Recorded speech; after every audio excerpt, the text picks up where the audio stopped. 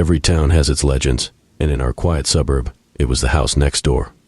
Old Mrs. Blackwood had lived there for decades, keeping to herself and rarely seen by the neighbors.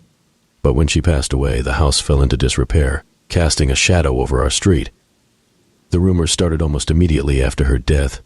Kids whispered about seeing faces in the windows, even though the house had been vacant for months. But I dismissed these tales as overactive imaginations. That is, until I met the new neighbor. His name was Mr. Grayson, a tall, gaunt man with deep-set eyes that seemed to look right through you. He moved in just before winter, hauling old dusty furniture into the house. Despite the chill, he wore the same thin, threadbare coat every day. I tried to be friendly, offering him a pie one evening. He answered the door slowly, peering at me through a crack. His pale face was expressionless as he took the pie without a word and shut the door in my face. Odd things began happening after that. At night, I'd hear strange noises. Scratching, faint whispers carried on the wind. My dog Max would growl at the walls, his hackles raised. One morning, I found claw marks on my front door, deep gouges as if some animal had tried to get in. I mentioned it to my other neighbors, but they laughed it off. "It's just the old house settling," they said. "It's been empty too long." But then, there was the night I saw her. I was lying in bed, unable to sleep, when I heard a soft knock at the window. I drew back the curtain and saw a woman standing in my yard, her face pale and her eyes wide with terror. She wore a long, tattered dress, and her hair was matted with dirt. I blinked, and she was gone. The next morning I went over to Mr. Grayson's house, determined to get some answers. I knocked on the door, but there was no response. The house was eerily silent, the windows dark. As I turned to leave, I noticed something strange, a faint musty smell coming from the basement window. Curiosity got the better of me. I found an old crowbar in my garage and pried open the basement window, squeezing through the narrow opening. The basement was pitch black, and I fumbled for a light switch.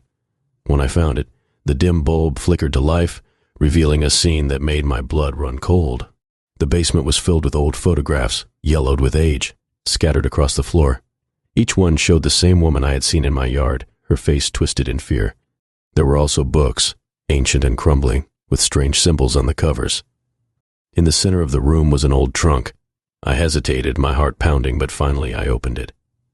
Inside, wrapped in a rotting cloth, was a small decayed skeleton. I stumbled back, covering my mouth to stifle a scream. As I turned to leave, I heard a soft whisper behind me. "Help me." I spun around, but there was no one there. The room felt colder, the shadows longer. I climbed back out through the window and ran home, my mind racing. That night I couldn't sleep. Every creak of the house made me jump. Every shadow seemed to hide some lurking terror. Around midnight, there was a knock at my door. I crept downstairs and opened it, expecting the worst. But it was Mr. Grayson. His eyes were wild, his face even paler than before. "You shouldn't have gone in there," he whispered. "She's angry now." Before I could respond, he turned and walked away, disappearing into the darkness. The noises grew worse after that.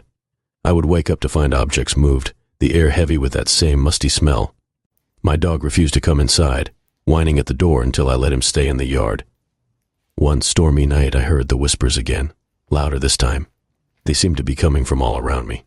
I stumbled into the living room, and there she was, the woman from the photographs, standing in the center of the room, her eyes pleading. "Help me," she said again, her voice barely audible over the howling wind outside. I reached out to her, but she vanished, leaving me alone in the dark.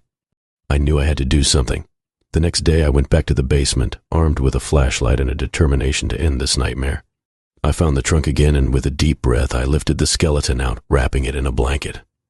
I buried her in my backyard, saying a few words I hoped would bring her peace. As I finished, I felt a sudden calm wash over me. The air seemed lighter, the oppressive feeling lifting. The noises stopped after that, and Mr. Grayson moved away shortly afterward, leaving the house vacant once more. But every now and then I see a figure standing in my yard, watching me with sad, grateful eyes. The house next door remains empty, a silent reminder of the horrors it once held, and though the whispers have ceased, I can never forget the terror that lived within its walls.